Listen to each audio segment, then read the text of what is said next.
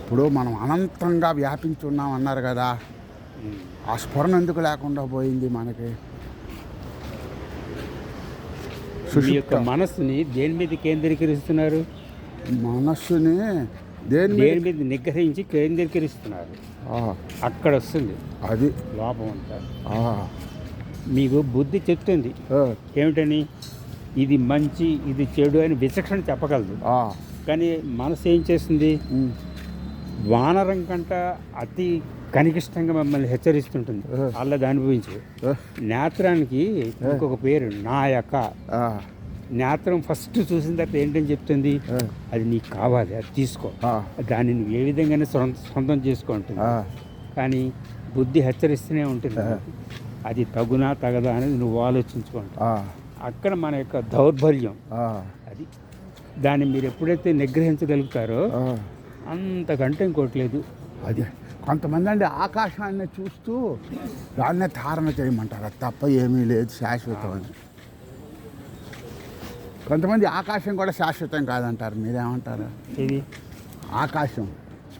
ఆకాశంలాగా మీ మనసు విస్తరించాలి. ఇప్పుడు ఇది భూతాకాశం అంట. కరెక్టే. ఆకాశం అనేది ఏంటంటే మనం అనుకుంటున్నాం, చెప్పాలంటే దాని అక్కడ ఏమీ లేదు. చిత్తాకాశం అది ఏంటది? ఆకాశం అనేది మీరు ఎంత పైకి వెళ్ళినా సరే అలాగే ఉంటుంది. అవును, చిత్తాకాశం. తర్వాత చిదాకాశం.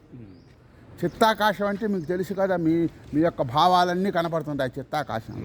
చిదాకాశం అంటే అసలు భావాలు కూడా లేని స్థితి, అది మన సహజ స్థితి. ఆ స్థితిని రోజు ధారణ చేస్తే మనకి అవస్థలన్నీ ఇలా పెడతారా లేకపోతే లిఫ్ట్లో వస్తారా? ఇలా పెడతారా కొంచెం బస్ వెళ్తా, మీతో పాటు వస్తున్నానండి. ఎందుకు మళ్ళీ రావడం?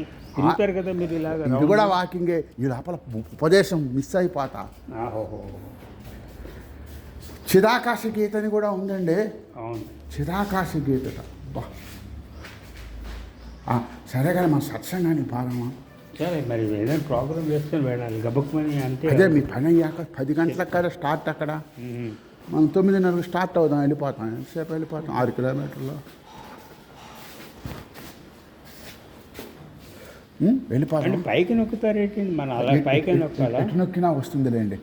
సరే, ఇప్పుడు ఎటు నొక్కినా వస్తుంది, అదేం ప్రాబ్లం కాదు. కానీ ఇప్పుడు ఇట్లా నొక్కామనుకోండి, కిందకు పోయే వాళ్ళు ఎవరన్నా లిఫ్ట్లో పొరపాటున ఉంటాయి, ఇక్కడ ఆగదు. మళ్ళీ ఆ డైరెక్షన్ మారినప్పుడు ఆగుతుంది. అలా కిందకు నొక్కామనుకోండి, వాళ్ళు ఉన్న ఆగుతుంది. మనం ఎక్కిన ప్రయోజనం లేదు, వాళ్ళతో పాటు మనం కిందకు పోవాలి. అది అలా ఎందుకు 2 రకాలు కానీ అలా పెట్టుకున్నాడు. ఇప్పుడు చెప్పండి, ఆ మనస్సుని దేని మీద కేంద్రీకరించాలి? ఒక్క మాట చెప్పేసేయండి. మీ మనసు దేన్నైతే, బుద్ధి దేన్నైతే ప్రేరేపిస్తుందో దాని మీద పూర్తిగా కేంద్రీకరిస్తే మనకది అవగతం అవుతుంది. అవగతం ఎప్పుడైతే ఏందో దాని మీద పూర్తిగా మనసు అంతా దాని మీద ధ్యానం పెడుతుంది. అది కానంత వరకు కూడా విభిన్న కోణాలతో మన పరిధి పెరిగిపోతుంటుంది. పనికిరాని మాటలతోటి, పనికిరాని కాలంతో, పనికిరాని వృధా అన్నమాట. అలా జరగకుండా ఉండాలంటే మన బుద్ధి దేని మీద మా మనవరాలు తొక్కుంటుంది, అది మారుతుంది వాళ్ళది. మనం ఈ సైకిల్ మీద కూడా వెళ్ళచ్చు. అంత స్కూటర్ మీద వెళ్దామా? వెళ్తే స్కూటరే, కానీ ఈ సైకిల్ మీద నేను సరే ఇవాళ వెళ్దామా? ఎవడు? నేను చెప్తాను, నేను ఇంట్లో పనులు ఒత్తిడి చూసుకొని చెప్పాలి. Okay okay okay. నేను వచ్చింది ఒక్కసారి చూశారంటే మీరు అసలు వదలరు సార్, అక్కడే ఉండాలన్నంత ప్రేమగా ఉంటుంది. చూద్దాం, బాగుంటుంది. అంతే అంతే. జై శ్రీరామ్.